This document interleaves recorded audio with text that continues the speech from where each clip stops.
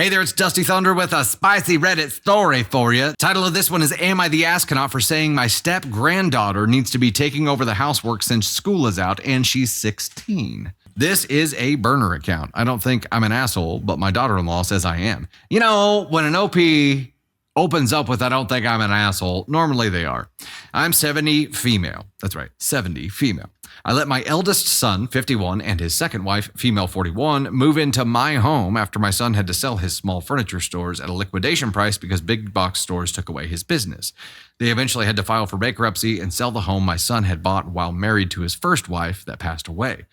My new daughter-in-law wasn't an employee when she met, dated, or married my son. She remained unemployed while they lost everything they had. I believe if daughter-in-law had gotten a job, they could have avoided bankruptcy and kept their home. I know my son was distraught to lose the home he had shared with his first wife. I was under the impression the home was paid for, and at one point it was, but my son and new daughter-in-law had taken out an equity loan, once in debt, to help cover daily expenses and pay for step-granddaughter's school trip.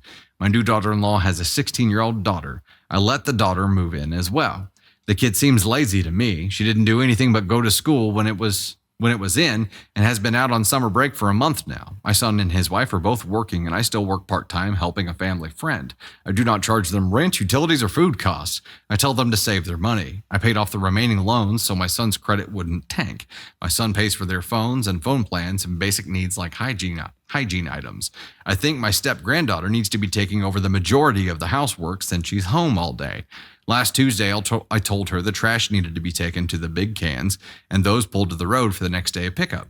Our trash pickup runs incredibly early, so I set them out the night before. I told her everything needed to be dusted and floors vacuumed and swept and then mopped. I showed her where everything was and told her that there was laundry to do and some needed to be ironed. I told her to please wash, dry, and iron the sheets and tablecloths, as well as the sofa covers, as well as scrub down the bathrooms. I came home and not a thing had been done. She had fixed food and not washed any dishes that she had used. No laundry was done and the floors hadn't been touched. I asked her why, and she said she didn't feel like it. I told her tough, you're staying here rent-free, and you will do as I ask you or you can get out. She ran to her mother, who said I'm mean and I'm treating her like a maid. I told my daughter-in-law that there was no sense in the kid doing nothing all day and she could at least clean her dishes. I told my daughter-in-law the same. My rules are get out. My son agreed with me. I told them my step-granddaughter could get a job if she didn't want to do the housework. My daughter-in-law is livid. I told her I'm not charging you rent. Daughter-in-law said I'm cruel to threaten a child with being homeless, and I told daughter-in-law that her kid isn't my responsibility, and I'm doing her a favor by allowing her to live in my home. My son sided with me and said his stepdaughter is lazy, and there's nothing wrong with what I asked to do. He told step-granddaughter to either do what my mom asks, or you can get out. Now he and his wife are at odds. This morning, daughter-in-law asked if I was ready to apologize, and I said nope, but today step-granddaughter will have other chores on top of more to complete, so she may not want to sleep until afternoon. My daughter-in-law said stepdaughter had plans today, and I said too bad, either chores or get out. Now daughter-in-law is saying that she's leaving with her kid unless I apologize. I told her to let me know so I can get my keys back. Am I the astronaut for asking step-granddaughter to take over the housework? I am excited to get some feedback from Caden Thunder on this. So chores are understandable, to leave some chores for a child to do. I think that's perfectly reasonable. However, this feels more like a Cinderella situation to me, where it's kind of all being put on the stepchild because she doesn't view the stepchild as an actual relative or family member. She's not my responsibility, but also she's going to be cleaning my house. So, if you're going to be having her do all of these things and clean your house, then you should probably treat her as an actual grandchild before you just start treating her like a maid, So, I don't know. If I had to do chores when I was a kid, I think chores are completely normal. But this doesn't feel like chores. This feels more like unpaid employment. The whole it could be true that she comes from a household where cleaning and stuff like that isn't really something that has been a norm to her. So the big switch up of expectations might be different for her because, this is a new place and this is a new lifestyle. So for the grandmother to all of a sudden expect her to adhere to all of her expectations and then get that mad at her when she didn't, and then say that it doesn't matter if she has plans because she has to stay home and clean her house or she's homeless. That's a lot of... Where are you at verdict-wise? Verdict-wise? I think I think it was done with malicious intent.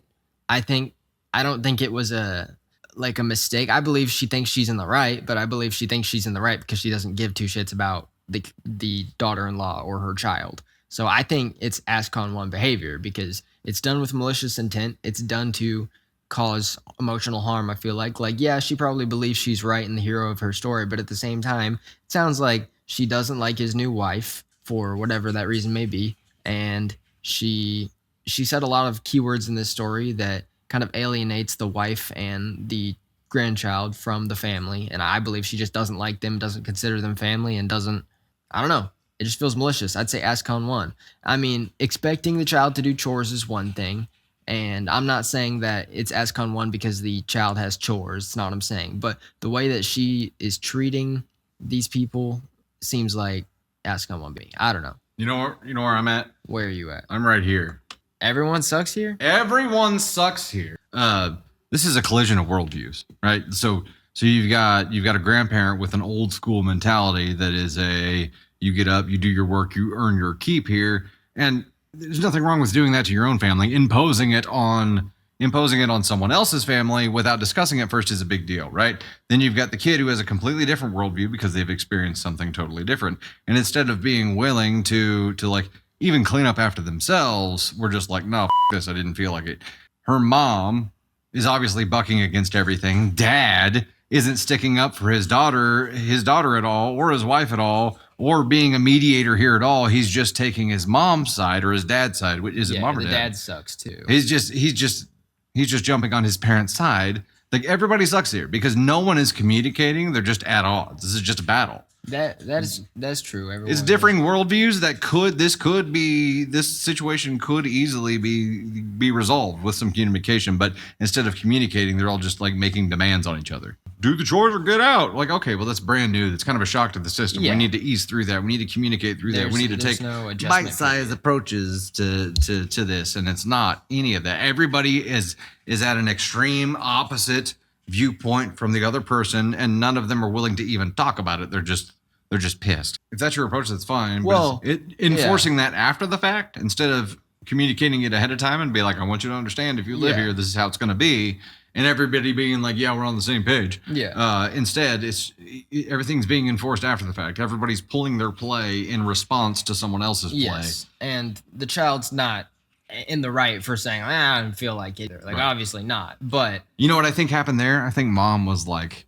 don't do that shit. Don't do any chores that she gives you. Just absolutely. Don't do it, and let's see what happens. Yeah, she probably went to her mom and she was like, hey, look at this bullshit she gave me, and she was like, it's bullshit. Don't do that. Yeah, Callie, the son is doing absolutely nothing. Yeah, in this. he's definitely an asshole. He's taking the mama's boy approach here and just nodding his head and being like, yep.